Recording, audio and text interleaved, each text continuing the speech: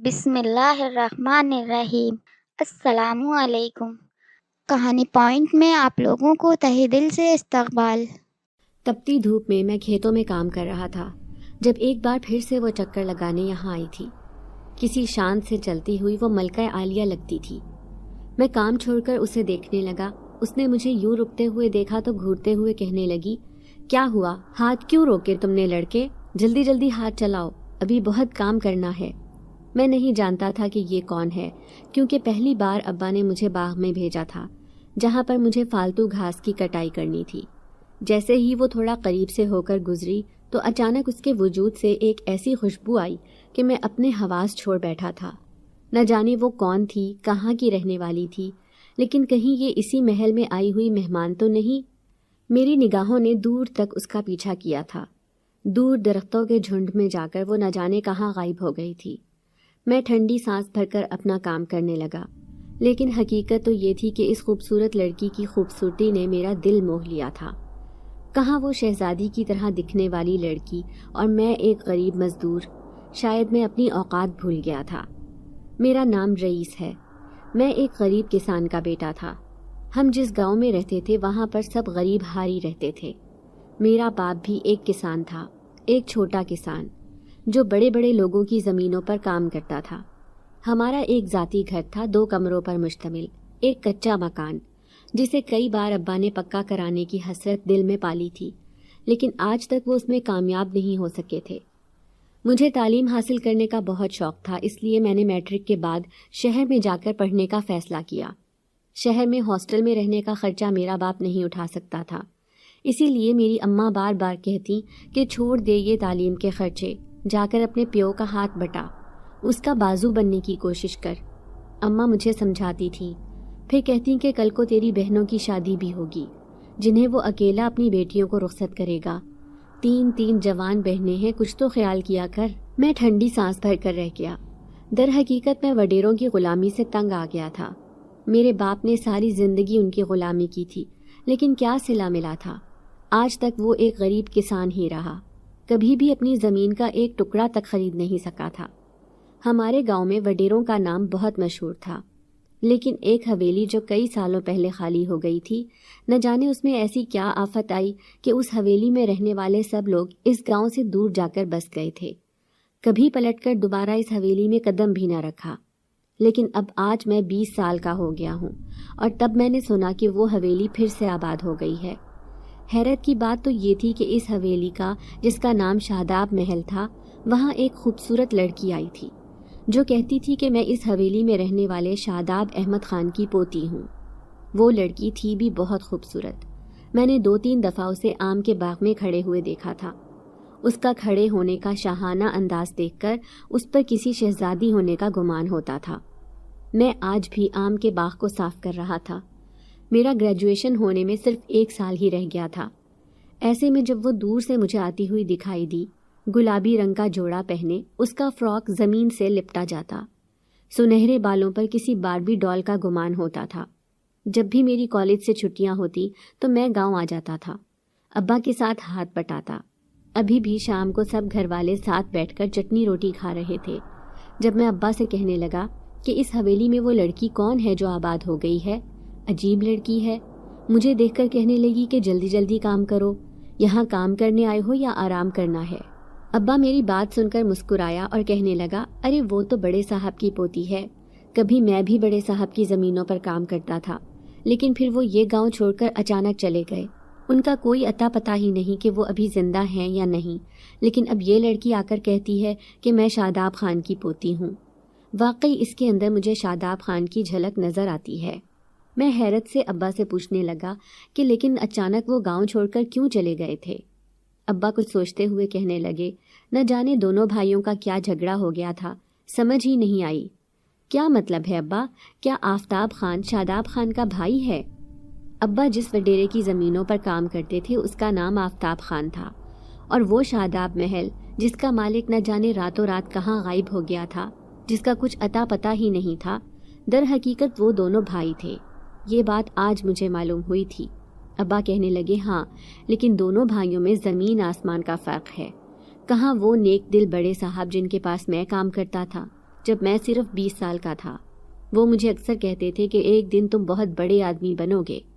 میں نہیں جانتا تھا کہ میرے بڑے آدمی بننے سے پہلے ہی وہ یہاں سے چلے جائیں گے اور میں ویسا ہی چھوٹے کا چھوٹا آدمی رہ جاؤں گا۔ آج بھی میں ایک کسان ہوں، ایک غلام، اور غلام بن کر ہی زندگی جی رہا ہوں۔ ابا کے چہرے پر مایوسی تھی۔ میں انہیں سمجھاتے ہوئے کہنے لگا کہ ابا، جس کی قسمت میں کامیابی لکھی ہو اسے ہر قیمت پر مل کر رہتی ہے۔ ہو سکتا ہے کہ آپ کا یہ بیٹا آپ کی جگہ کامیاب ہو جائے، پھر آپ کی قسمت بدل جائے گی۔ ابا نے مسکرا کر مجھے دیکھا اور کہنے لگے، ہاں بیٹا، اب تو بس تجھ سے ہی میری ساری امیدیں ہیں۔ تیری تین جوان بہنیں ہیں، کچھ ان کا خیال کیا کر، ان کی بھی شادی کرنی ہے۔ پھر میں کچھ سوچتے ہوئے کہنے لگا، ابا میں چاہتا ہوں کہ میں گریجویشن کرنے کے بعد شہر کی کسی بہت بڑی فیکٹری میں نوکری پر لگ جاؤں تاکہ ہماری ایک اچھی آمدنی آ جائے۔ یہ سن کر ابا کے چہرے پر خوف کے سائے لہرائے تھے۔ پھر وہ خوف سے کانپتی ہوئی آواز میں کہنے لگے، بیٹا پہلے مجھے آفتاب خان سے پوچھنے دو، ان کا جو فیصلہ ہوگا وہی ہمیں ماننا پڑے گا، کیونکہ پنچایت میں ان کا ایک نام، ایک پہچان ہے اور گاؤں میں انہی کا فیصلہ چلتا ہے۔ مجھے یہ سن کر بہت غصہ آیا، لیکن میں اپنے غصے کا اظہار ابا کے سامنے نہیں کر سکا تھا۔ پھر اس رات میں سویا تو بے اختیار میری آنکھوں کے سامنے سے وہی شاداب محل کی خوبصورت دوشیزہ کا سراپا لہرا گیا۔ کتنی خوبصورت لڑکی ہے وہ، جس کا نصیب بنے گی اس کے تو بھاگ ہی کھل جائیں گے۔ میں بے اختیار اسے سوچ کر مسکرایا تھا۔ پھر دوسری صبح میں اس حویلی کے سامنے سے گزر رہا تھا جب کسی نے مجھے آواز دے کر روکا۔ میں جیسے ہی پلٹا تو حیران رہ گیا۔ لمبے لمبے بال پشت پر بکھیرے، کالے رنگ کی قمیض شلوار پہنے، وہ لڑکی تو کسی حور کی طرح خوبصورت دکھائی دے رہی تھی، کسی شہزادی کی طرح۔ اس نے مجھے بلایا اور کہنے لگی، مجھے کچھ چیزوں کی ضرورت ہے۔ میں نے سنا ہے کہ تم شہر میں پڑھائی کرتے ہو، کیا تم مجھے وہ سب چیزیں لا دو گے؟ میں دلچسپی سے کہنے لگا، کیوں نہیں، میں آپ کو ہر چیز لا کر دے سکتا ہوں، لیکن شرط یہ ہے کہ پیسے آپ دیں گی، کیونکہ میرے پاس تو پھوٹی کوڑی بھی نہیں، میں ایک غریب کسان کا بیٹا ہوں۔ اس نے سر سے پاؤں تک مجھے دیکھا، پھر کہنے لگی، غریب تو تم کہیں سے بھی نہیں لگتے، اچھے خاصے خوبصورت دکھتے ہو۔ اس کے منہ سے اپنی تعریف سن کر میں بے تحاشا خوش ہو گیا تھا۔ پھر اس نے میرے ہاتھ میں ڈھیر سارے پیسے رکھے اور کہنے لگی، یہ سارا سامان اس کاغذ پر لکھا ہوا ہے، دیکھو ساری چیزیں دھیان سے لے کر آنا۔ یہ کہہ کر وہ اندر حویلی میں چلی گئی۔ میں دل ہی دل میں سوچنے لگا کہ اتنی بڑی حویلی میں یہ اکیلی کیسے رہتی ہوگی۔ وہ حویلی بھی بہت خوبصورت تھی، پوری حویلی پر سفید روغن کیا گیا تھا، اس کی وجہ سے یہ الگ ہی نظر آتی تھی۔ پھر پیدل ہی پیدل چلتے میری نظر آفتاب خان کی حویلی پر پڑی۔ اگر یہ اس کا چاچا لگتا ہے تو یہ اس کے پاس کیوں نہیں رہتی؟ میں تھوڑا حیران ہوا تھا، شاید دونوں بھائیوں میں کوئی انبن ہو گئی ہو۔ یہی سوچ کر میں ابا سے کہہ کر شہر کی طرف چلا آیا۔ پھر اس کا سارا سامان میں نے خرید لیا تھا، جس میں گلاب کے پھول، موم بتیاں، عجیب و غریب چیزیں شامل تھیں۔ میں حیران تھا کہ یہ لڑکی اندر حویلی میں ان سب چیزوں کا کیا کرے گی۔ جو پیسے بچے میں نے اس کے ہاتھ پر رکھ دیے تو وہ مسکراتے ہوئے کہنے لگی، تم نے بہت محنت کی ہے، اس لیے یہ پیسے تم رکھ لو۔ میں نے خوش ہو کر وہ پیسے رکھ لیے تھے، کیونکہ جتنی وہ شکل و صورت میں شہزادی نظر آتی تھی اتنی ہی اس کی عادت بھی اچھی لگ رہی تھی۔ ایک رات میں اور ابا زمینوں پر کام کر رہے تھے جب آفتاب خان چلا آیا۔ اس کے چہروں پر وڈیروں جیسا روب تھا، وہ کسی انسان کو خاطر میں نہیں لاتا تھا۔ شاید دولت کا بہت غرور تھا، کیونکہ ہمارے گاؤں کا سب سے امیر آدمی آفتاب خان تھا۔ پھر وہ سارے کسانوں سے کہنے لگا، آج رات مجھے ہر حالت میں اپنی زمینوں کا کام مکمل چاہیے، کل صبح میں کسی کو یہاں قدم رکھنے بھی نہیں دوں گا۔ وہ گرج کر چلا رہا تھا۔ ابا نے سر جھکا لیا، لیکن مجھے اس کے اوپر بہت غصہ آیا تھا۔ پھر شام ہوئی تو میں نے ابا کو گھر بھیج دیا اور ابا سے کہنے لگا کہ میں کام ختم کر کے آؤں گا، آپ پریشان مت ہونا۔ یوں کام ختم ہوتے ہوتے مجھے رات کا 1 بج گیا تھا۔ اب میں جلدی جلدی گھر کی طرف جا رہا تھا، کیونکہ گاؤں کی زمینوں اور میرے گھر کا فاصلہ اچھا خاصا تھا جو مجھے پیدل ہی پار کرنا تھا۔ بھوک سے پیٹ میں چوہے بھی دوڑ رہے تھے۔ ابھی میں اس ویران اور سنسان اپنے گاؤں کے قبرستان کے قریب سے گزر ہی رہا تھا جب مجھے دور ایک قبر کے پاس لالٹین جلتی ہوئی نظر آئی۔ میں حیران رہ گیا۔ وہ ایک نقاب پوش لڑکی تھی جس کا کالا وجود اندھیرے کی وجہ سے صحیح نظر نہیں آ رہا تھا، لیکن اس لالٹین کی وجہ سے تھوڑا تھوڑا منظر مجھے نظر آ گیا تھا۔ میں حیران تھا کہ آدھی رات کو اس وقت قبرستان میں یہ لڑکی کون ہے، کیونکہ اس کا نازک سراپا بتا رہا تھا کہ وہ لڑکی ہے۔ اب میں جلدی سے اس کے پاس چلا گیا کہ کہیں اسے کوئی نقصان نہ پہنچ جائے، کہیں گاؤں کی کوئی لڑکی تو نہیں جو گھر اور گاؤں سے بھاگنے کی تیاری کر رہی ہو۔ اکثر ہمارے گاؤں میں ایسے واقعات ہو جاتے تھے۔ کبھی کبھار لڑکی کے گھر والے اس پر ظلم و ستم کرتے، یا پھر لڑکی کی پسند سے شادی نہ ہو رہی ہوتی تو وہ گاؤں سے فرار ہو جاتی تھی۔ میں جلدی جلدی اس کی طرف بڑھا تھا، لیکن جیسے ہی اس نے پلٹ کر مجھے اپنی طرف آتے ہوئے دیکھا، پلک جھپکتے میں ہرنی کی طرح چھلانگیں مارتے دور درختوں میں جا کر غائب ہو گئی۔ لیکن میں نے زمین پر پڑے ہوئے پھول دیکھ لیے تھے۔ میں بالکل ساکت کھڑا تھا، حیران پریشان تھا، کیونکہ یہ پھول تو آج ہی میں شہر سے خرید کر لایا تھا۔ تو کیا قبرستان میں کھڑی ہوئی یہ دوشیزہ وہی شاداب محل میں رہنے والی لڑکی ہے؟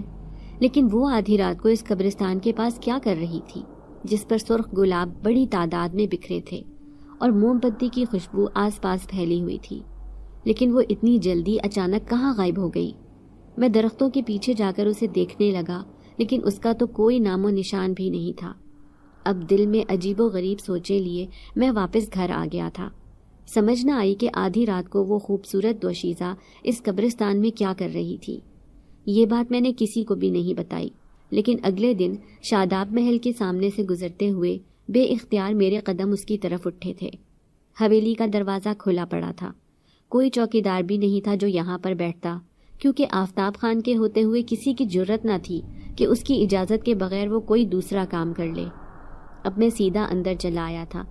میں نے دیکھا حویلی کے لان میں ایک جھولا بندھا تھا، جس پر بڑے آرام سے سفید لباس پہنے وہ کسی شہزادی کی طرح بیٹھی تھی، آنکھیں بند کیے، لمبے لمبے بال پشت پر بکھرائے، گہری سوچوں میں ڈوبی۔ میں بے اختیار اسے دیکھے گیا۔ اسے بھی شاید میری نظروں کا احساس ہو گیا تھا، تبھی جھٹ سے اس نے آنکھیں کھول کر مجھے دیکھا، پھر گھورتے ہوئے کہنے لگی، میں جان سکتی ہوں کہ تمہارے یہاں آنے کی وجہ کیا ہے؟ اسے شاید میرے یہاں آنے پر غصہ آیا تھا۔ ہاں، میں پوچھنا چاہتا ہوں کہ آپ اس قبرستان میں کیا کر رہی تھی آدھی رات کے وقت؟ دیکھیں، رات کے وقت وہاں جانا ٹھیک نہیں ہے۔ اچھا، کیوں ٹھیک نہیں ہے؟ اب وہ میری آنکھوں میں آنکھیں ڈالے سوال کر رہی تھی، تو میں نظریں جھکا کر کہنے لگا، اس لیے کیونکہ رات کے وقت وہاں پر آسیبی روحیں اور جنات پھٹکتے ہیں۔ آپ اس قبرستان میں ویسے کیا لینے گئی تھی؟ اب میں پرسوز نظروں سے اسے دیکھ رہا تھا۔ میں وہاں کسی سے ملاقات کرنے گئی تھی، کسی کو اپنے دل کا حال بتانے گئی تھی، لیکن میری وہاں سننے والا کوئی بھی نہیں تھا۔ کیا میں پوچھ سکتا ہوں کہ تم وہاں کس سے ملنے گئی تھی؟ نہیں، تم یہ پوچھنے کا حق نہیں رکھتے۔ اچانک ہی اس نے اپنا رخ موڑ لیا تھا۔ یہاں سے چلے جاؤ، میں کسی سے بات بھی نہیں کرنا چاہتی، اور خبردار جو میرا راز کسی کو بتایا کہ میں آدھی رات کو اس قبرستان میں جاتی ہوں۔ تیز تیز قدموں سے چلتے ہوئے وہ اندر جا چکی تھی۔ میں صرف اس کی پرچھائی کو دیکھتا رہ گیا۔ بوجھل دل لیے کھیتوں میں چلا آیا، جہاں پر بھاری کام میرا منتظر تھا۔ اب میری چھٹیاں ختم ہو جاتی تو میں دوبارہ شہر چلا جاتا۔ شہر میں جا کر رہنا بھی آسان نہیں تھا۔ وہ تو میرے شہر کا دوست بہت اچھا تھا جو مجھے اپنے ساتھ رکھ لیتا تھا، حالانکہ اس کے گھر والے اس بات پر اعتراض بھی کرتے تھے، کیونکہ ان کا گھر بھی چھوٹا سا تھا۔ ایک بیٹھک تھی جس میں اپنے دوست کے ساتھ سونے کے لیے چلا جاتا تھا۔ پورا دن میں کالج میں ہی رہتا۔ شام میں میری کوشش ہوتی کہ وہیں پر کہیں کام پر لگ جاؤں تاکہ تھوڑی بہت آمدنی ہو جائے، زیادہ نہیں تو اپنی فیسوں کا ہی کچھ انتظام کر لوں۔ اب میرے جانے میں 10-15 دن رہ گئے تھے۔ پھر اس شام جب سارے گھر والے بیٹھ کر کھانا کھا رہے تھے، ابا کہنے لگے، شاداب محل میں جو لڑکی آئی ہے، سارے گاؤں والے اس کے بارے میں عجیب و غریب باتیں کر رہے ہیں۔ کیسی باتیں ابا؟ میں نوالا منہ میں رکھتے ہوئے پوچھنے لگا۔ ایک آدمی کہہ رہا تھا کہ اس نے اکثر رات کے وقت اسے قبرستان میں گھومتے پھرتے دیکھا ہے۔ کبھی اس کے ہاتھ میں لال گلاب کی تھیلی ہوتی ہے تو کبھی اگربتی۔ وہ ایک قبر پر جا کر اس پر لال گلاب پھینکتی ہے اور اگربتی جلا کر وہاں پر رکھ دیتی ہے، حالانکہ وہ قبر تو کسی انجان آدمی کی ہے، ایک لاوارث لاش۔ لاوارث لاش؟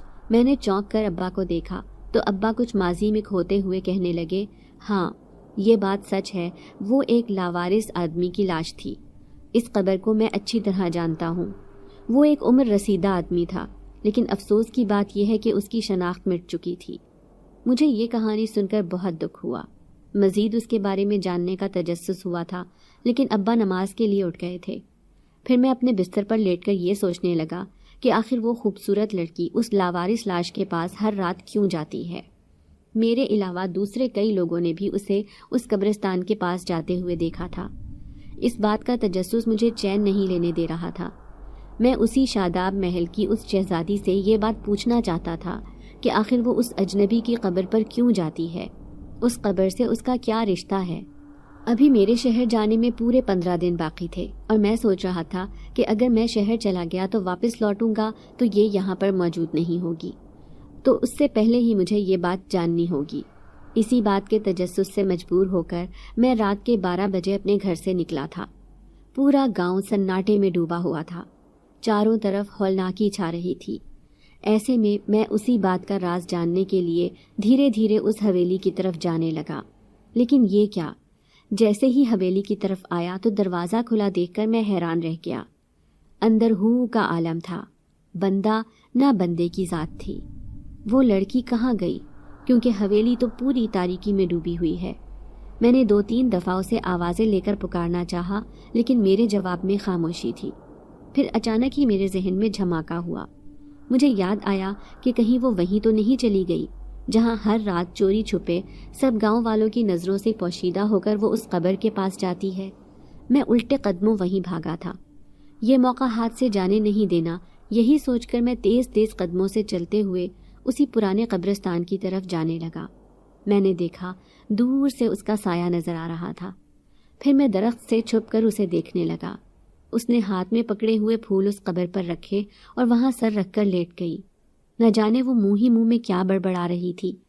میں اس کی ساری کارروائی بڑے غور سے دیکھ رہا تھا، لیکن پھر آگے جو منظر میری آنکھوں نے دیکھا تھا اس نے میرے ہوش اڑا دیے تھے۔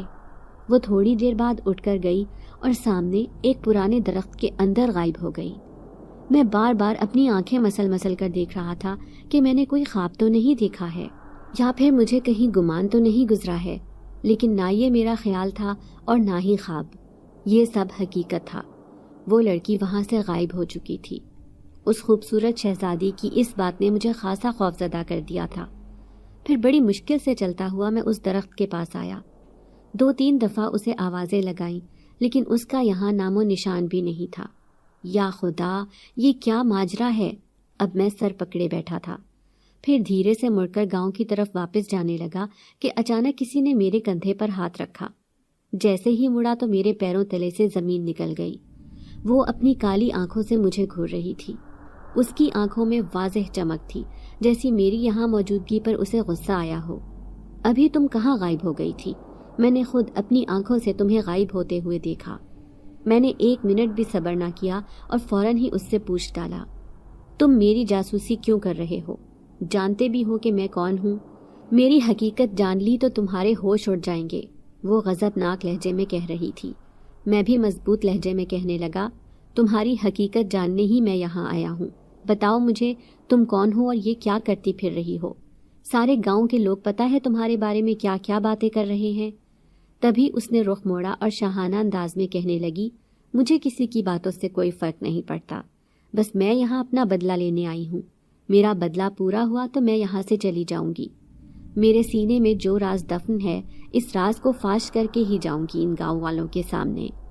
اس کے لہجے کی چبھن بتا رہی تھی جیسے کسی نے اس کا بہت برے طریقے سے دل دکھایا ہو۔ لیکن تم ہر رات اس قبر پر کیا لینے آتی ہو؟ تمہارا اس شخص سے کیا تعلق تھا؟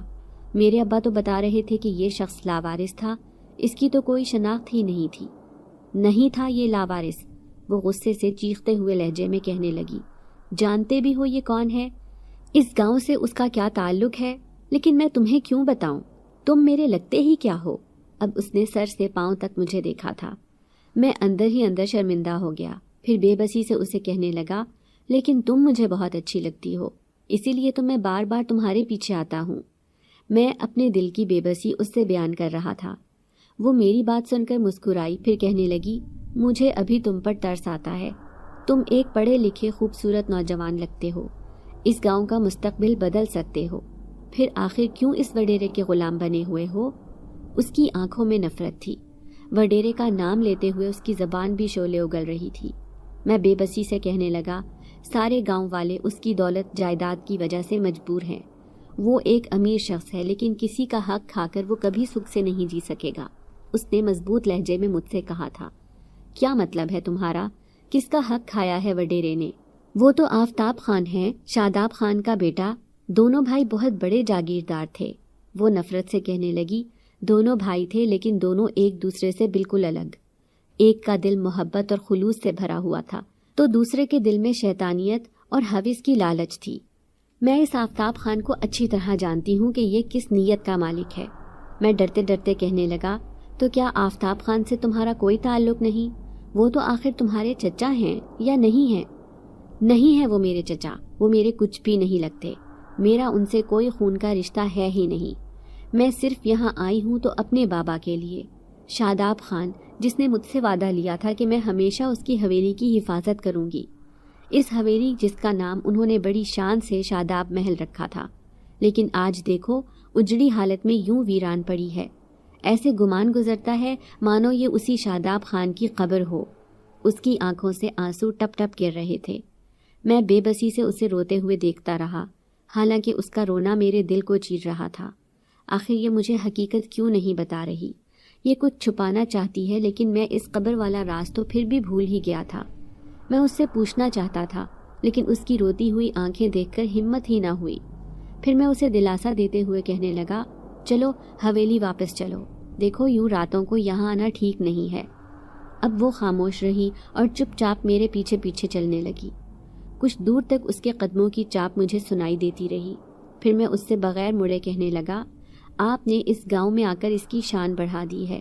اس گاؤں میں ایک بھی لڑکی اتنی خوبصورت نہیں جتنی آپ ہیں۔ آپ کی خوبصورتی تو بے مثال ہے۔ میں اس کی تعریفیں کر رہا تھا، لیکن وہ خاموش رہی۔ اس کے چپ رہنے پر میں حیران تھا۔ جیسے ہی مڑ کر دیکھا تو میرے پیروں تلے سے زمین نکل گئی۔ اس کا تو وہاں کوئی وجود ہی نہیں تھا، حالانکہ اس کی پیچھے چلنے کی آوازیں میں اپنے کانوں سے سنتا آ رہا تھا۔ وہ زمین میں چھپ گئی ہے یا آسمان اسے کھا گیا ہے؟ اب میں سر پکڑے وہیں کھڑا پاگلوں کی طرح دیکھنے لگا۔ عجیب لڑکی ہے، پل بھر میں غائب ہو جاتی ہے، پتہ بھی نہیں چلتا۔ لیکن دوسری صبح جو ہوا تھا اس نے سب کے ہوش اڑا دیے تھے۔ پورے گاؤں میں ہنگامہ مچ گیا تھا جب پتہ چلا کہ آفتاب خان کو کسی نے اس کی حویلی سے اغوا کر لیا ہے۔ رات کو وہ اپنے کمرے میں سویا تھا، اپنے بستر پر موجود تھا، لیکن صبح میں ملازم نے جیسے ہی کمرے کا دروازہ کھولا تو وہاں کسی کا نام و نشان بھی نہیں تھا۔ وہ کبھی بھی کسی کو بغیر بتائے تو گھر سے جاتے ہی نہیں تھے۔ گاؤں والے حیران تھے کہ آخر وہ کہاں چلا گیا ہے، لیکن میرے دل میں کچھ تجسس تھا۔ ابھی رات کو ہی تو کوئی آفتاب خان کے بارے میں عجیب عجیب باتیں کر رہا تھا۔ وہ کوئی اور نہیں بلکہ وہی خوبصورت لڑکی تھی جو اس حویلی میں رہتی تھی۔ مجھے اس پر شک ہو رہا تھا، لیکن گاؤں والوں کو اس پر شک نہیں تھا۔ تب بھی میں نے سنا جب ایک آدمی کہنے لگا، ہو نہ ہو یہ وہی لڑکی ہے جس کی حرکتیں کچھ ٹھیک نہیں، راتوں کو اٹھ اٹھ کر قبرستان میں کیا لینے جاتی ہے، کہیں اس کے تعلقات کسی بڑے گروہ کے ساتھ تو نہیں ہیں؟ ہو نہ ہو وڈیرے صاحب کی گمشدگی کے پیچھے اسی لڑکی کا ہاتھ ہے۔ چلو گاؤں والوں، سارے مل کر اس حویلی کی طرف چلتے ہیں۔ میں ان گاؤں والوں کو روکنا چاہتا تھا، لیکن وہ تعداد میں کہیں زیادہ تھے۔ میں جانتا تھا کہ میری یہاں سننے والا کوئی بھی نہیں ہے۔ میں بے بسی سے انہیں جاتے ہوئے دیکھتا رہا۔ ان میں میرے ابا بھی شامل تھے۔ میں ابا سے کہنے لگا، آپ روکتے کیوں نہیں ان کو؟ وہ کسی نہتی لڑکی کے پاس جا رہے ہیں۔ وہ تو اس حویلی میں اکیلی رہتی ہے، کسی کو کچھ کہتی بھی نہیں۔ پھر سارے گاؤں والے مل کر حویلی کے دروازے پر پہنچ گئے تھے۔ تھوڑی ہی دیر بعد وہ نکلی تھی، سفید لمبا فراک پہنے، کسی شہزادی کی طرح ان کے سامنے کھڑی تھی۔ لمبے لمبے سیاہ بال پشت پر بکھرے تھے۔ بلا شبہ وہ حسن کی دولت سے مالا مال تھی۔ میں بے اختیار اسے دیکھے گیا۔ پھر وہ روب دار لہجے میں گاؤں والوں سے کہنے لگی، کیا لینے آئے ہو تم لوگ سب یہاں؟ اگر آفتاب خان اپنی حویلی سے گم ہو گیا ہے تو اس میں میری کیا غلطی ہے؟ آپ سب لوگ میرے دروازے پر کیا لینے آئے ہیں؟ تبھی اس کی آواز سن کر سارے گاؤں والوں کی بولتی بند ہو گئی، لیکن ایک آدمی گھگھیائے ہوئے لہجے میں کہنے لگا، مالکن، ان کا آپ سے بھی کوئی رشتہ ہے؟ وہ آپ کے چچا ہیں، تو کیا آپ کو دکھ نہیں کہ وہ اس طرح سے اچانک اپنے گھر سے غائب ہو گئے؟ آپ انہیں تلاش کرنے کی کوشش کیوں نہیں کرتی؟ یقیناً آپ کے بڑے بڑے لوگوں کے ساتھ تعلقات ہوں گے۔ وہ غصے سے چبا چبا کر کہنے لگی، میرے بڑے بڑے لوگوں سے تعلقات ضرور ہیں، لیکن میں آفتاب خان کے لیے کچھ نہیں کروں گی، کیونکہ میں اپنے اس سے سارے رشتے توڑ چکی ہوں، اب وہ میرا کچھ بھی نہیں لگتا۔ تبھی ایک آدمی شک بھرے لہجے میں کہنے لگا، لیکن ہم آپ کی حویلی کی تلاشی لینا چاہتے ہیں۔ نفرت میں آ کر انسان کچھ بھی کر سکتا ہے، ہو سکتا ہے کہ ہمارے مالک کی گمشدگی کے پیچھے آپ کا ہی ہاتھ ہو۔ تبھی اس نے تیز لہجے میں سارے لوگوں کو اندر آنے کو کہا اور کہنے لگی، ٹھیک ہے، مجھے اس بات پر کوئی اعتراض نہیں، آپ میری حویلی کی تلاشی لے سکتے ہیں۔ اس نے شاداب محل کے اندر سب لوگوں کو آنے کی اجازت دے دی تھی۔ میں بھی لوگوں کی بھیڑ میں کھڑا تھا۔ جیسے ہی اندر جانے لگا تو وہ مجھ سے سرگوشی میں کہنے لگی کہ تم بھی ان جاہلوں کے ساتھ مل گئے ہو، مجھے تم سے یہ امید نہیں تھی۔ اس کی نظریں مجھ پر جمی تھی۔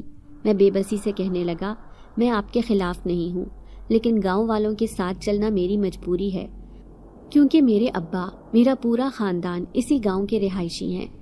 اب سارے گاؤں والے حویلی کے چپے چپے کی تلاشی لے رہے تھے، لیکن کہیں بھی آفتاب خان کا نام و نشان بھی نہ ملا۔ سب کچھ ویسے کا ویسے ہی رکھا تھا، ایسے لگتا جیسے ابھی ابھی کوئی اس حویلی کو چھوڑ کر گیا ہو۔ گاؤں والوں کو شدید مایوسی کا سامنا کرنا پڑا تھا۔ وہ طنز بھری نظروں سے گاؤں والوں کو دیکھتے ہوئے کہنے لگی، آپ لوگوں کی تسلی ہو گئی ہوگی، براہ مہربانی یہاں سے تشریف لے جا سکتے ہیں۔ نہ جانے اس لڑکی کو اتنا غصہ کیوں آیا ہوا تھا، اور حقیقت بات تو یہ تھی کہ شہزادی کی طرح دکھنے والی اس لڑکی کے اوپر غصہ کرنا جچتا بھی تھا۔ اب یہ ایک معمہ بن گیا تھا، کیونکہ آفتاب خان اپنی حویلی سے غائب ہو گیا تھا، اس کا کہیں نام و نشان بھی نہیں مل رہا تھا۔ لیکن مجھے ابھی بھی اس لڑکی پر شک تھا، ہو نہ ہو آفتاب خان کے اغوا کے پیچھے ضرور اس لڑکی کا ہاتھ ہے۔ میرا دل بار بار مجھ سے یہ کہہ رہا تھا۔ پھر دوسری رات اپنے دل کے ہاتھوں مجبور ہو کر میں حویلی جانے کا ارادہ کر چکا تھا۔ جو بات میرے دل میں ہوتی تھی میں اسے کیے بغیر تو رہتا ہی نہیں تھا۔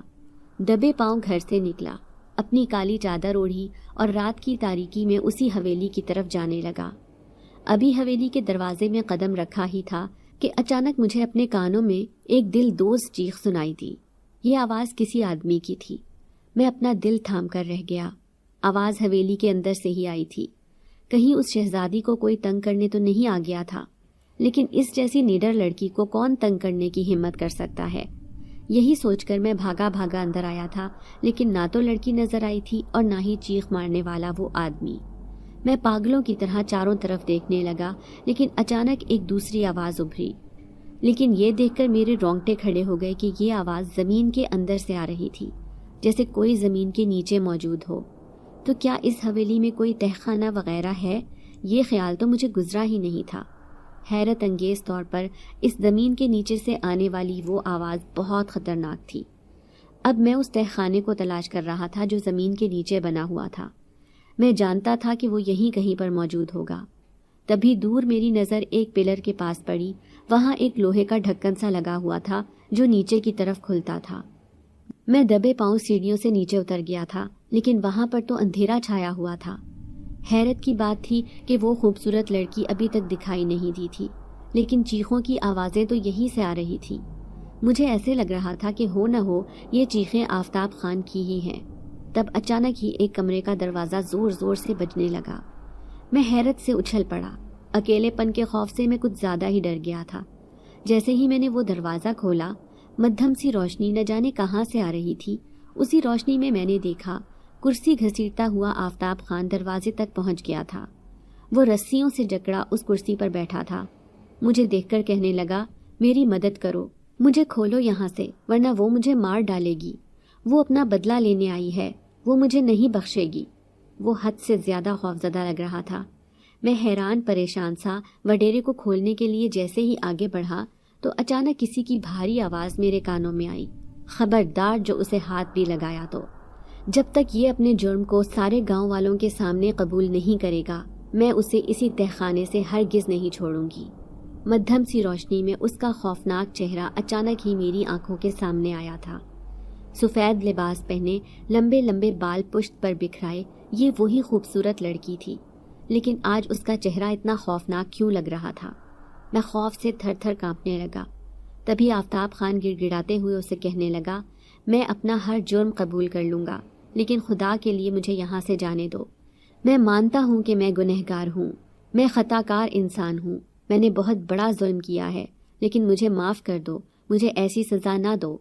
تبھی اس لڑکی نے مجھے پیچھے ہٹنے کا اشارہ کیا تھا، پھر تیز نظروں سے مجھے دیکھتے ہوئے کہنے لگی، چلے جاؤ یہاں سے ورنہ تمہارا انجام بھی ایسا ہی ہوگا۔ لیکن میں ہرگز سچائی جانے بنا نہیں جانا چاہتا تھا، اس لیے غصے سے کہنے لگا، یہ تم کیا کھیل کھیل رہی ہو انسانوں کے ساتھ؟ دیکھو یہ ہمارے گاؤں کا وڈیرا ہے، لاکھوں مزدور اس کے پاس کام کرتے ہیں، ان کی روزی روٹی چلتی ہے، تم اس کے ساتھ ایسا سلوک نہیں کر سکتی۔ میں اس کی آنکھوں میں دیکھ رہا تھا۔ کیا تمہیں اس کی سچائی معلوم ہے کہ یہ کس قدر ظالم انسان ہے؟ یہ وہ انسان ہے جس نے اپنے ہی بھائی کو مار ڈالا تھا، صرف اور صرف اس حویلی کی دولت کی خاطر۔ لیکن پھر کیا ہوا؟ یہ بھی اس میں نہیں رہ پایا۔ یہ کیا کہہ رہی ہو تم؟ کیا آفتاب خان نے اپنے بھائی شاداب خان کو خود مارا تھا؟ نہیں، وہ تو راتوں رات یہ حویلی چھوڑ کر چلا گیا تھا۔ تبھی اچانک وہ بری طرح سسکنے لگی اور سسک کر کہنے لگی، نہیں، وہ خود چھوڑ کر نہیں گیا تھا، اس رات اس کی موت ہو گئی تھی۔ مجھے اپنی آنکھوں پر یقین نہ آیا تھا، میں بے یقینی سے یہ کہانی سن رہا تھا۔ وہ میری آنکھوں میں دیکھتے ہوئے کہنے لگی، یہ مجرم ہے شاداب خان کا، میرے بابا کا، جس نے میرے سر پر ہاتھ رکھا۔ میں بے سہارا تھی، وہ اسی حویلی کے اندر رہنے والی میں ایک بچی تھی، لیکن اس نے کیا کیا؟ مجھ سے میرے باپ کو ہی چھین لیا۔ صرف وہی میری اصلیت سے واقف تھا، لیکن یہ نہیں جانتا تھا کہ بڑی ہو کر وہی بچی اس سے بدلہ لینے کے لیے یہاں آ جائے گی۔ مجھے اس کہانی کا کوئی سر پیر سمجھ نہیں آیا تھا، لیکن جہاں تک مجھے یاد پڑتا ہے شاداب خان کی تو کوئی اولاد ہی نہیں تھی، پھر تم کیسے اس کی زندگی میں آئی؟ میں حیران پریشان تھا۔ تبھی آفتاب خان خوفزدہ سے لہجے میں کہنے لگا، تم اس کی حقیقت نہیں جانتے، یہ لڑکی نہیں ہے، یہ کوئی اور ہے، یہ ایسی مخلوق ہے جو مجھے مار ڈالے گی، خدا کے لیے میری مدد کرو۔ میں نے جیسے ہی مڑ کر دیکھا، اچانک اس لڑکی کے چہرے کے خوفناک تاثرات بھیانک روپ میں بدل گئے تھے۔ وہ آنکھیں بدلتے ہوئے اسے گھورتے ہوئے کہنے لگی، ہاں، یہ بھی میری اصلیت جان جائے گا اور تم بھی۔ تمہیں تو بہت پہلے سے ہی پتا تھا نا کہ میں اس حویلی میں رہتی ہوں، تو پھر کیوں مجھ پر ایسا ظلم کیا تھا؟ تم نہیں جانتے تھے کہ میرا شاداب خان کے ساتھ کیا رشتہ تھا؟ تبھی وہ میری طرف پلٹی اور پھر کہنے لگی، آج میں تمہیں یہ سچائی بتانا چاہتی ہوں کہ میری حقیقت کیا ہے۔ سارے گاؤں والے جانتے ہیں کہ شاداب خان کی کوئی بیٹی نہیں تھی، کیونکہ انہوں نے تو زندگی میں شادی ہی نہیں کی تھی۔ شاداب خان اور آفتاب خان دو بھائی تھے، لیکن دونوں سوتیلے۔ شاداب خان بہت اچھے اور نیک انسان تھے، ہر کسی کے دکھ درد میں آگے بڑھ چڑھ کر حصہ لیتے تھے، لیکن وہیں آفتاب خان کے اندر شیطانی دماغ پلتا رہا۔ آفتاب خان کی ماں زندہ تھی، جبکہ شاداب خان کی ماں بچپن میں ہی فوت ہو گئی تھی، لیکن آفتاب دل ہی دل میں اپنے سوتیلے بھائی سے شدید نفرت کرتا تھا۔ پھر ان کے باپ نے مرنے سے پہلے دونوں بھائیوں کے درمیان حصہ مقرر کر دیا، آدھی آدھی جائیداد کا، لیکن آفتاب خان کی لالچی نگاہیں اپنے بھائی کی جائیداد پر تھی۔ پھر شاداب خان نے اس حویلی کو تعمیر کروایا۔ در حقیقت وہ اس گاؤں میں اس حویلی کو کوئی نام دینا چاہتا تھا، اسی لیے اس نے اس حویلی کا نام شاداب محل رکھا۔ سارے گاؤں والے اس حویلی کی تعریفوں کے پل باندھ رہے تھے، لیکن آفتاب خان کے دل پر سانپ لوٹ رہے تھے۔ وہ چاہتا تھا کہ کسی طرح وہ نہ صرف اس حویلی کو نقصان پہنچائے، بلکہ اپنے راستے کا کانٹا شاداب خان کو بھی اپنے راستے سے ہٹا کر اپنی منزل آسان کر لے۔ لیکن یہ سب کچھ اتنا آسان بھی نہیں تھا، کیونکہ آفتاب خان کی راہ میں رکاوٹ میرا وجود تھا، میرا اندیکھا وجود جو اس حویلی کے اندر رہتا تھا۔ تمہیں یہ جان کر حیرت ہوگی کہ میں کوئی انسانی لڑکی نہیں بلکہ ایک جن زادی ہوں، ایک یتیم جن زادی جس کے سر پر ہاتھ شاداب خان نے رکھا تھا۔ میں اس وقت بہت چھوٹی تھی، دور قبیلے میں رہتی تھی۔ جب میرے ماں باپ مر گئے، قبیلے سے بھٹکتی بھٹکتی میں اس گاؤں میں پہنچ گئی۔ کبھی اس درخت کے پیچھے چھپتی تو کبھی کسی جھاڑیوں کے پیچھے پناہ لیتی، لیکن کہیں پر بھی مجھے رہنے کا ٹھکانہ نہ ملا۔ تبھی مجھے یہ خوبصورت محل نظر آیا، شاداب محل۔ میں چپکے سے اس میں داخل ہو گئی اور اسی کے ایک چھوٹے سے کمرے میں رہنے لگی جہاں پر کوئی آتا جاتا نہیں تھا۔ لیکن شاداب خان ایک دن میری موجودگی بھانپ گیا۔ وہ ایک نیک انسان تھا، 5 وقت کا نماز پڑھنے والا، قرآن پڑھنے والا۔ اسے میرا وجود بھی دکھائی دے گیا تھا، میری پرچھائی جو میں اسی کمرے میں اپنے آپ کو چھپانے کی کوشش کرتی تھی۔ ادھر آؤ میری بیٹی، انہوں نے شفقت سے مجھے اپنے پاس بلایا تھا۔ میں خوف سے تھر تھر کانپنے لگی۔ ننھی سی بچی تو تھی، بظاہر ایک جن زادی تھی، لیکن میرے اندر ابھی وہ طاقتیں نہیں تھیں کہ میں ان حالات کا مقابلہ کر سکتی۔ پھر انہوں نے میرے سر پر ہاتھ رکھا اور کہنے لگے، کون ہو تم؟ کہاں سے آئی ہو؟ میں جانتا ہوں کہ تم بھی اللہ کی مخلوق ہو، اس لیے مجھ سے ڈرو مت۔ وہ مجھ سے میرے باپ کی طرح بات کر رہے تھے۔ میں ان کے سامنے روتے ہوئے بتانے لگی کہ میں اپنے ماں باپ کو کھو چکی ہوں۔ انہوں نے بڑے پیار سے مجھے چپ کروایا، پھر کہنے لگے، میری کوئی اولاد تو نہیں، لیکن تم جیسی ننھی پری کو میں اپنی بیٹی بنا کر رکھوں گا۔ آج سے تم میری بیٹی ہو، سب سے چھپ کر اس کمرے میں رہو، کوئی بھی تمہاری اصلیت نہیں جان سکے گا میرے علاوہ، تمہیں یہاں پر کوئی تکلیف نہیں ہوگی۔ میں خوش ہو گئی تھی، پہلی بار کسی انسان نے مجھ سے پیار بھرے لہجے میں بات کی تھی۔ مجھے ایسے لگا کہ جیسے میری ذات کی تکمیل ہو گئی ہو۔ پھر میں اسی حویلی کے ایک گھر میں رہنے لگی۔ ہر رات میرے بابا میرے پاس آتے تھے۔ میں انہیں بابا ہی کہتی تھی کیونکہ وہ مجھے دیکھ سکتے تھے، مجھے محسوس کر سکتے تھے، لیکن میں نہیں جانتی تھی کہ ان کے اوپر ایسے ظلم کیا جائے گا۔ ایک رات 4 آدمی زبردستی حویلی کے اندر داخل ہوئے اور وہ گھسیٹتے ہوئے میرے بابا کو اس حویلی سے لے گئے۔ میں اتنی چھوٹی تھی کہ کچھ کر بھی نہ سکی۔ آنسو بھری نظروں سے بے بسی سے اس انسان کو دیکھتی رہ گئی جس نے مجھ پر اتنے احسان کیے تھے۔ کوئی بھی میری موجودگی سے واقف نہیں تھا۔ سب کا خیال تھا کہ شاداب محل بالکل خالی ہے، یہاں پر کوئی بھی نہیں رہتا، لیکن کوئی نہیں جانتا تھا کہ یہاں پر ایک جن زادی رہتی ہے، ایسی جن زادی جس نے سب کچھ اپنی آنکھوں سے اس ظلم کو ہوتے ہوئے دیکھا تھا۔ پھر میرے بابا کبھی بھی واپس نہیں آئے تھے۔ میں اس حویلی میں بے قرار پھرنے لگی۔ نہ جانے اس ظالم انسان نے ان کے ساتھ ایسا کیا کیا تھا کہ وہ مر گئے تھے۔ پھر میں انہیں کبھی دیکھ ہی نہ سکی۔ پھر آہستہ آہستہ میں جوان ہونے لگی۔ اس حویلی میں کبھی بھی میں نے کسی گاؤں والے کو تکلیف نہ دی۔ پھر ایک رات چپکے سے حویلی سے نکلی اور اپنے قبیلے میں جا پہنچی۔ اب میں جوان اور طاقتور بن چکی تھی۔ پھر میں نے ایک عمل کیا۔ پھر اس رات مجھے معلوم ہوا کہ ان کے ساتھ کیا ہوا تھا۔ اس ظالم انسان نے 3 دن تک اسے کمرے میں قید رکھا، زبردستی ساری جائیداد پر کاغذات پر اس کے انگوٹھے لگوائے۔ اس کے بعد نہ جانے اسے کون سا زہریلا انجیکشن لگوایا کہ وہ موقع پر ہی مر گئے تھے، اور پھر نہر میں ان کی لاش پھینکوا دی گئی۔ پورے 15 دن بعد ان کی مسخ شدہ لاش ملی جس کی شناخت بھی نہیں ہو سکی تھی، لیکن میں تو ان کے روئے روئے سے واقف تھی۔ کیسے بھول سکتی تھی کہ اس ننھی بچی جن زادی کے سر پر ہاتھ رکھنے والا وہ نیک انسان اس قدر بری حالت میں ملے گا۔ میں پھوٹ پھوٹ کر اس کی قبر پر روتی رہی۔ پھر اس محل میں واپس لوٹ آئی، ایک انسانی روپ اختیار کر کے۔ میں چاہتی تو گاؤں والوں کو چیخ چیخ کر اس شیطان کے ظلم کے بارے میں بتا سکتی تھی، لیکن نہیں، مجھے گاؤں میں آ کر کوئی ہنگامہ نہیں کرنا تھا۔ میں گاؤں کے باسیوں کا سکون برباد نہیں کرنا چاہتی تھی۔ میں تو اس شیطان سے بدلہ لینا چاہتی تھی۔ میں چاہتی تھی کہ یہ یہیں پر سسک کر مر جائے، لیکن تم یہاں اس کی مدد کرنے آ گئے۔ کیوں؟ تمہیں کس نے اجازت دی یہاں آنے کی؟ میں اس خوبصورت جن زادی کو حیرت سے دیکھ رہا تھا۔ کیا وہ ایک انسان کی خاطر پلٹ کر دوبارہ آ سکتی تھی؟ ابھی تک مجھے اس کہانی پر یقین نہیں آ رہا تھا۔ پھر وہ مجھے روتے ہوئے کہنے لگی، تم اس کا مکروہ چہرہ سارے گاؤں والوں کے سامنے لاؤ اور بتاؤ کہ یہ شاداب خان کا قاتل ہے، یہ شاداب محل جو اب ویران ہو گیا ہے۔ اگر شاداب خان کی شادی ہو جاتی تو شاید یہ بھی آباد ہو جاتا، اس میں بچے کھیل رہے ہوتے، لیکن نہیں، اب شاداب محل کا کوئی والی وارث نہیں۔ لیکن اسے یہ سب کر کے کیا حاصل ہوا؟ تم ایک قاتل ہو آفتاب خان، اور تم سے میں اپنے بابا کا بدلہ لے کر رہوں گی۔ اس جن زادی کے ارادے نہایت سنگین تھے۔ ہم ساری حقیقت جان چکے ہیں بیٹی۔ تبھی پیچھے سے بہت سی آوازیں آئی تھیں۔ جن زادی نے پلٹ کر دیکھا، سارے گاؤں والے جمع تھے۔ میں چپکے دبے پاؤں اس حویلی میں داخل ہوا تھا، تب ابا نے مجھے اس طرف آتے ہوئے دیکھ لیا تھا۔ سارے گاؤں والوں کو جمع کر کے وہ میرے پیچھے پیچھے یہاں پر آ گئے تھے۔ انہوں نے اپنے کانوں سے جن زادی کی یہ ساری کہانی سن لی تھی۔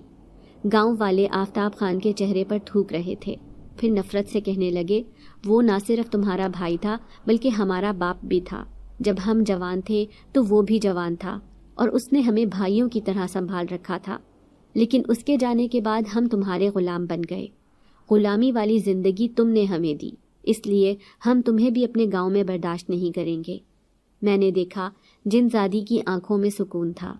اب گاؤں والے گھسیٹتے ہوئے آفتاب خان کو اپنے ساتھ لے کر جا رہے تھے۔ سب لوگ چیخ چیخ کر کہنے لگے کہ اس کا فیصلہ پنجایت میں ہوگا کہ اس کے ساتھ کیا کرنا ہے۔ سب لوگ وہاں سے جا چکے تھے۔ تبھی میں نے پلٹ کر جنزادی کو دیکھا، پھر مسکراتے ہوئے اسے کہنے لگا، پہلی بار کسی جنزادی کو اتنا خوبصورت دیکھا ہے، کیا تم سچ میں ہی اتنی حسین ہو؟ میں اب تک اس کی دلکشی میں کھویا ہوا تھا۔ اس کے لمبے لمبے سیاہ بال اس کی پشت پر بکھرے ہوئے تھے۔ ایک بار پھر سے میں اس کے حسن میں کھونے لگا۔ وہ مسکرائی، پھر کہنے لگی، میں بہت خوفناک بھی ہوں، کیا میرا اصل چہرہ دیکھنا چاہتے ہو؟ اس کی آنکھوں میں چمک اٹھی تھی۔ تبھی میں نے اس کے سامنے ہاتھ جوڑ دی اور کہنے لگا، نہیں نہیں، میں ایسی غلطی کرنا بھی نہیں چاہتا۔ پھر وہ کہنے لگی، آج کے بعد میں کبھی اس گاؤں میں قدم نہیں رکھوں گی، صرف اس شیطان انسان کی حقیقت بتانے اس گاؤں میں آئی تھی، اس لیے اب ہمیشہ کے لیے میں اپنے قبیلے میں جا رہی ہوں، لیکن جاتے جاتے میں تمہاری مدد ضرور کرنا چاہتی ہوں، کیونکہ یہاں کا کوئی بھی انسان مجھے اس طرح سے سمجھ نہ پایا جس طرح سے تم نے مجھے سمجھا ہے۔ تم ایک نیک نوجوان ہو، میری دعا ہے کہ تم ہمیشہ خوش رہو اور تم اپنی زندگی میں اتنی کامیابی حاصل کرو جس کے تم حقدار ہو۔ وہ مسکراتے ہوئے مجھے دعا دے رہی تھی، پھر سرگوشی میں کہنے لگی، ویسے جس کمرے میں رہتی تھی وہیں پر شاداب خان کا ایک خزانہ بھی موجود ہے، اگر چاہو تو وہ حاصل کر سکتے ہو۔ یہ کہہ کر وہ اچانک سے میرے سامنے سے غائب ہو گئی۔ میں حیران پریشان سا اس کی باتوں پر غور کر رہا تھا۔ پھر دل میں خیال آیا کہ اس سے پہلے کہ کسی اور گاؤں والے کے ہاتھ وہ خزانہ لگے، کیوں نہ اسے میں ہی حاصل کر لوں۔ یہی سوچ کر دوڑتا ہوا اس چھوٹے کمرے میں گیا تھا جہاں پر وہ جنزادی رہا کرتی تھی۔ پھر میں اس خزانے کو لے کر باہر آ گیا۔ میں نے آخری دفعہ اس شاداب محل کو دیکھا۔ بظاہر بہت خوبصورت تھا، لیکن اس کے اندر کس قدر بھیانک داستان دفن تھی۔ اب میرا ارادہ تھا کہ اپنے پورے خاندان کو میں اس گاؤں میں نہیں رہنے دوں گا، بلکہ انہیں شہر لے جاؤں گا، کیونکہ اب میری قسمت بدل چکی تھی۔ ابا بھی اب غلام بن کر زندگی نہیں گزاریں گے۔ ایسے کئی خواب میری آنکھوں میں سجے تھے۔ پھر ایک دن خبر آئی کہ آفتاب خان نے دریا میں چھلانگ لگا کر خودکشی کر لی ہے۔ کوئی کہہ رہا تھا کہ اسے کسی نے نیچے پھینکا تھا، تو کوئی کہہ رہا تھا کہ وہ خود اپنی موت مرا ہے، لیکن میں جانتا تھا کہ برا کرنے والے کا انجام بھی برا ہی ہوتا ہے۔ امید کرتے ہیں کہ آپ لوگوں کو آج کی ویڈیو پسند آئی ہوگی۔ ویڈیو کو لائک کریں اور روزانہ ایک ایسی ویڈیو سننے کے لیے ہمارے چینل کو سبسکرائب کریں۔ ملتے ہیں اگلی ویڈیو میں۔ اللہ حافظ۔